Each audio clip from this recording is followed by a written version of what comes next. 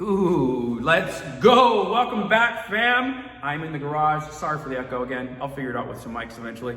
But today I want to talk to you about my 2020 Jeep Gladiator. I am just around, just less than 2 years of ownership, and I am just under 30,000 miles here in the last less than 2 years. So I want to talk to you today about the 30,000 mile review. Good, bad, and ugly, meaning stuff I love, stuff I hate, stuff you should do if you're looking at this platform. I've had it long enough in comparison to the other Jeep products that you guys are used to seeing here over the last 2 years. So, before we get started though, you guys know I like to do this. Let's cue the montage.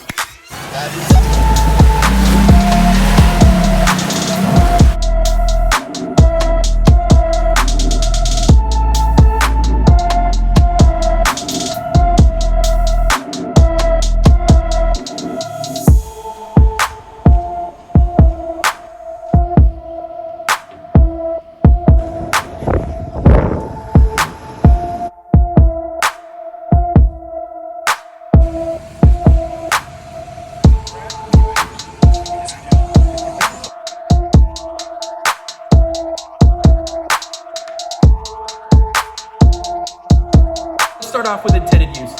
So first and foremost, this is a mid-sized truck. It's not a half ton, it doesn't got a big V8 in it. It's none of those things. I've seen a couple of reviews on here that were knocking this vehicle, and I believe it's because they weren't managing their expectations. Mid-sized vehicle, 5,000 pounds out of the factory. And if you look at that segment, when you look at Tacoma, you're looking at Colorado, you're looking at Ford Ranger, you know, this segment's hot right now. They're competing really within the group, and what's great about it is that you get some phenomenal options in this market, okay? So I wanted to stay mid-size. I did not want a half-ton truck. I did not want the size. The payload and towing numbers would be nice, right? But what you do is, by sacrificing those numbers, you get just a little bit of a smaller package, and that's what I wanted. I'm not a full-size guy. I've had Gen 1 Raptor in the past. Well, Jeannie did, right? It was Jeannie's truck. But the intended use was there. So first and foremost, it had to be a daily driver. I'm a family man, first and foremost. You guys know I am closing up a 14-year career in behavioral health, and being a foster dad and operating within, wards of the state and programs and getting them in and out of service. And I don't think a lot of people realize this, but for many years, and what actually transitioned me into Fieldcraft Mobility is I used camping and working on our vehicles. You guys know the 2014 Rubicon that I had as interventions, and that's how we started the healing process for the boys that I work with when it came to that. So that was the intended purpose, first and foremost. After that, I wanted something that was just going to be awesome off-road. A factory Jeep anything, factory Jeep Wrangler, factory Jeep Gladiator is going to be awesome off-road. And you can go even, the other Wrangler models and all that stuff right there, but we'll leave it at that. And that's what I needed. I needed a lifestyle vehicle or a platform that was intended for something like that. I couldn't start off with something else that, I was behind the curve. This thing comes with all the options. You guys can look that up. It's on a different video, or look up Rubicons, right? So I checked that. Daily driver, off-road vehicle. And then what happened is I really wanted to get back into a truck because for many years I had a Wrangler. And for those of you guys, my bros who have Wranglers, I still have one. You guys know I have a 2021 EcoDeuce that's more wifey's and a family vehicle than everything. The main plus being that it's got a truck bed and all the truck gear and all that, it goes in the back, and it really relieves the space in the smaller cab than the Wrangler, right? And that has proven to be really great. We'll talk about that in pluses. So just to reiterate, intended use, off-road vehicle, and then I wanted to get back into a truck from an SUV. That was my intended use. After that, I was already teaching courses for Fieldcraft Survival, so I needed a vehicle that I could outfit for that. And then being that my role, and it's evolving over the years, has been one of recovery and really servicing other vehicles. For example, we used it in King of the Hammers when I was a co-driver in that race at the beginning of this year. This vehicle, starting out as I was looking at, the Gladiators, it was very upfront and the most capable, in my opinion, that you can get in the mid-sized market, right? So, okay, we're done. No, just kidding. So intended use was that. This truck checked a lot of the boxes for me. It has a true payload. It has a true tow rating. Payload somewhere around 1,200 pounds. And the tow, thought I heard something. And the tow rating is around 7,500 pounds. If you got, max tow and sport, Rubicons are somewhere around 7,000 pounds. But that's perfect for me because, I'll tow a boat once in a while. My little 20-foot Starfire, older than me, boat that we run during the summertime, it tows it just fine. So getting back into that, it checked all the boxes that I needed, and the intended use was there. Let's talk about cons. So let's start off right off the bat with this because there are some concessions. There are some things that you're gonna have to understand and realize when you're purchasing something like this, as opposed to, like, say, an IFS truck or vehicle. Jeeps are inherently loud because fiberglass top, it comes off, freedom panels, it's 3 pieces, bolts down with a couple of bolts. You're not gonna get the sound deadening and the overall experience of, like, let's say a Tacoma, right? The other thing too is it's a solid axle vehicle, meaning that bar in the back is also the same as the bar in the front, underneath, and then the wheels attached to it, right? That straight axle. Which is great for off-road, but if you're comparing it to other vehicles that are IFS, it's not as comfortable. There is a little bit of wander in the vehicle when I first bought it, and specifically this one. If you guys remember in my other videos, there was some pretty significant bump steer when I upgraded in tire size. So those are the 2 cons that I can come up with right off the bat. You know what? I've been very critical of Jeep in this segment as well, and obviously I own this and another Wrangler, so I guess it didn't affect me that much. But one of the cons is, man, they're pricey, and I just disagree with a mid-sized truck and something this small that's going to be at this price point. Obviously not enough, again, to not purchase one, but Jeep really feels highly about their product, and it shows in their pricing, just from MSRP. Pros. This is a subjective pro, but I really do like the way they look. It's iconic to me. Any of the Jeep products since, the 40s when they first came out, 42, are just super iconic. The 7-slot, the round headlights. I love what they did with this thing. In the Rubicon trim, the other, like the sports and some of the other ones, they do look a little funky. I do like the Highline fenders on the Rubicon, so if you're gonna, look at aesthetics at all, make sure that you are getting the Rubicon trim if that's something that matters to you. If you don't look good, then what are you doing? No, but I do like the looks. It's very comfortable in the sense of the luxury items that I get in there. I got all the options in this one with the exception of the adaptive cruise control. So I do have the bigger screen. I have the added switches. You guys know that this one is the Rubicon, so it comes with a 4-to-1 transfer case. The 8-speed trans, in my opinion, is the best move that Jeep could make when they left the old 5-speed behind. I do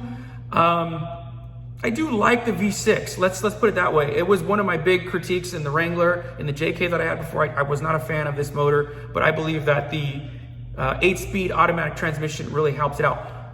When we go into modifications and key modifications, remember that I said this because I did regear this Jeep at 513 gears, and that comes into play also with other stuff that we're doing. So for me, it tows great. Like I said, I have a 20-foot boat. The payload is great. You guys can see I have the Rome Adventure Co. Vagabond tent. I have all the stuff that you see here, the fuel tanks for extended, trips, tire stuff. I have the fridge, all the overlanding, fun stuff that we can do while we're out with the family. And this truck manages it really well. We just did a trip to Easter Jeep Safari, where the only thing I took off was the rooftop tent because we chose the ground tent. It was just me, and I didn't need that.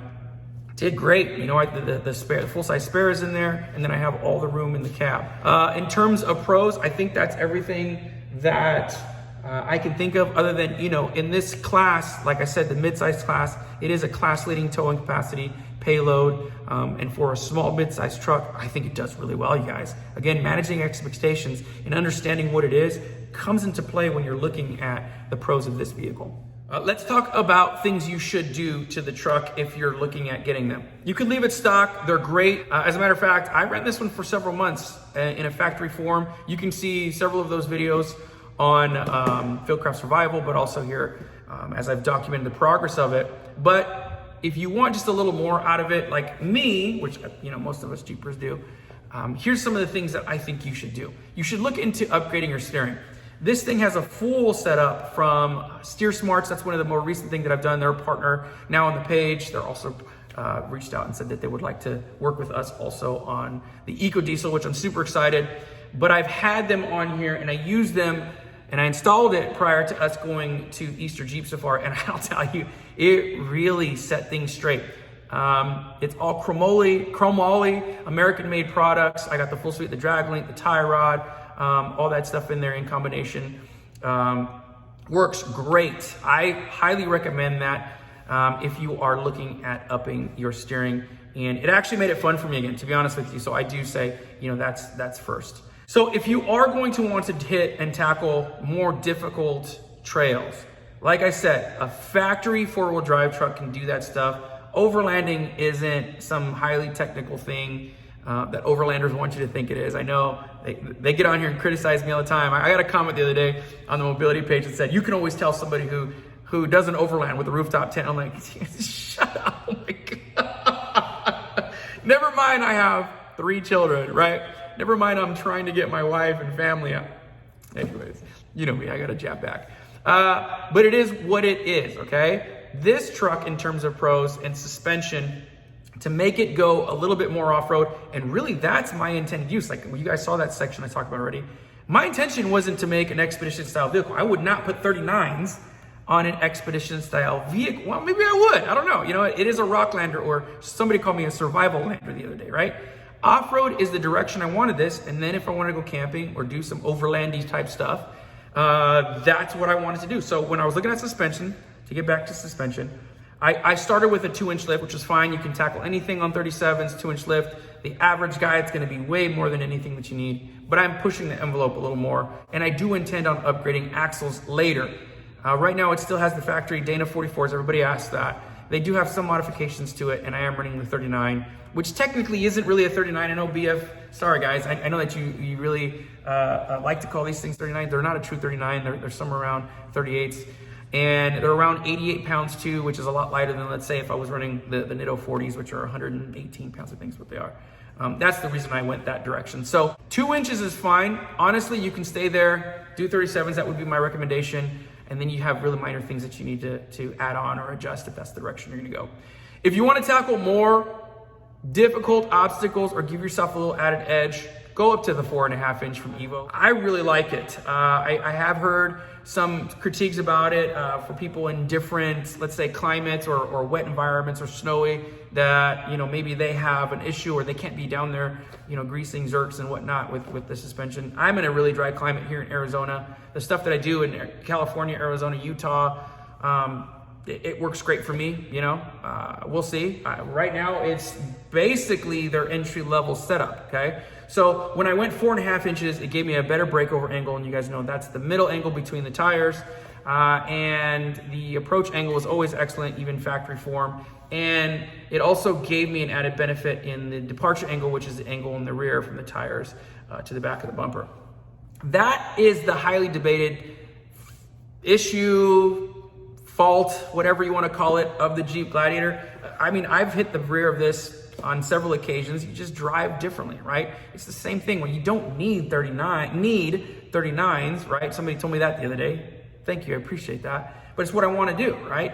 So pick your lines, drive accordingly. I like that the rear bumper from the Rubicon model has the extra protection, but go higher. So there is a 6.5-inch lift that Evo offers. To me, that might be a little too high. That's the reason I didn't go that. 39s, 38s, even 37s, and I've even seen some of my buddies run 40s. No issues on this height. I think it's really great. And then, I kept it coil sprung because I do have, weight changes in the back, and I am towing, like I said, in the pros, and I think it's really great. Next, you should really consider regearing if you're going, to this size of tire, or even 37s, I would say. In the past, when I was running 37s, I could be heard, and you can go back and look at this saying, it's fine. I really don't have anything to worry about it. It'll still pull, 65 on the freeway, and it's overdrive gear. But as I started to use it more and more on that level, and added more weight and then tried to tow a boat, it started to have some issues. And I think that's where I'm seeing some of the negative remarks from some of my peers here on YouTube. You're overworking it. It's a V6, you know. This V6 is a little more impressive for modern day numbers. These new modern day V6s, like the one we have, are actually a little bit closer to the old school, you know, like 305, 308s, and the 305 or the 350s, small block Chevys and stuff we saw in the past are pretty comparable to the horsepower and torque numbers. But if you're gonna load it up or overload it and go overlanding and tow something, then you should really consider regearing. If you are gonna build up your truck to this level, let's say higher, 4.5 inch, 37s, 38s, 39s, 40s, although 40s are a little much for this truck. I keep saying that just to preface. I'm doing that, but I am taking on some risk, right? You should regear. I went with Revolution Gear and Axle. They are a relatively new company. And when I took this to go get it regeared, the local shop had recommended it because they're made in the same factory as Yukon Gear and Axle, as I understand it.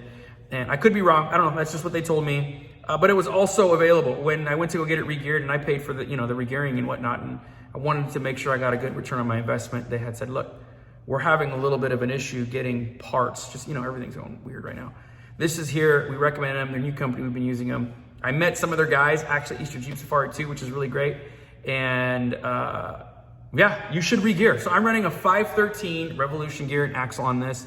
It brought back my overdrive gear. When I put the bigger size 39s on it, and obviously with the weight, I really lost my 8th gear, which was a problem. And originally I was just gonna leave it the way it was because I wanted to spend on, you know, 1 tons. That's, you know, the Jeeper ultimate goal. And we're just not there yet in the budget. So I was like, I might as well regear these. And 513 is the decision I made, and I couldn't be more happy. I'm very pleased with this build. I'm very pleased with this product.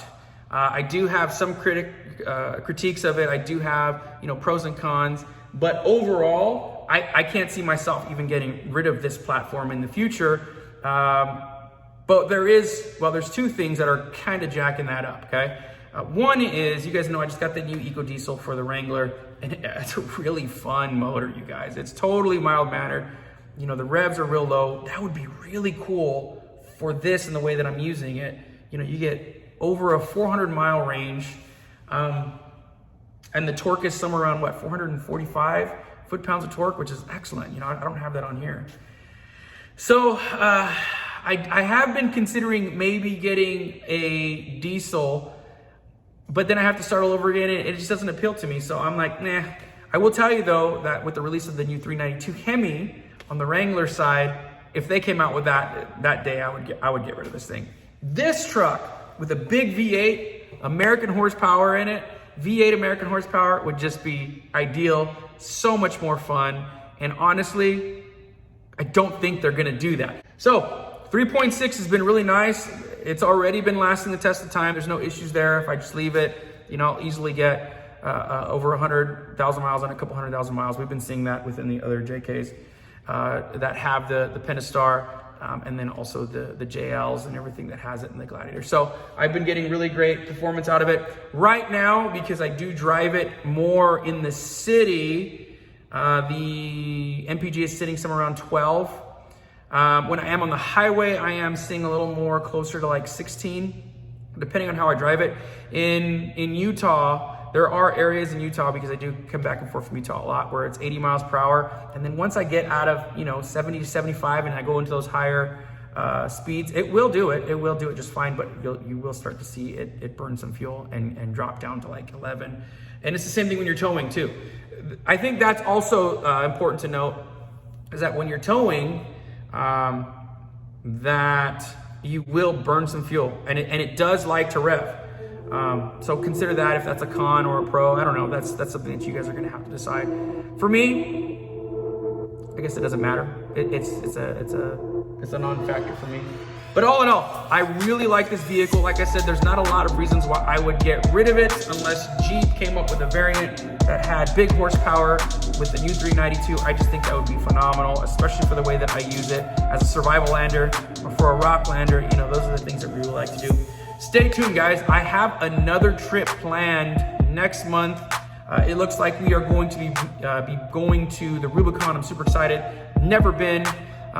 We're doing some content and some stuff on my Fieldcraft survival side, so stay tuned for that. We will also be releasing a ton more content here. I am back to doing videos once a week, so if that's something that you guys like, make sure you subscribe, make sure you tell your friends, and I'll catch you on the next one.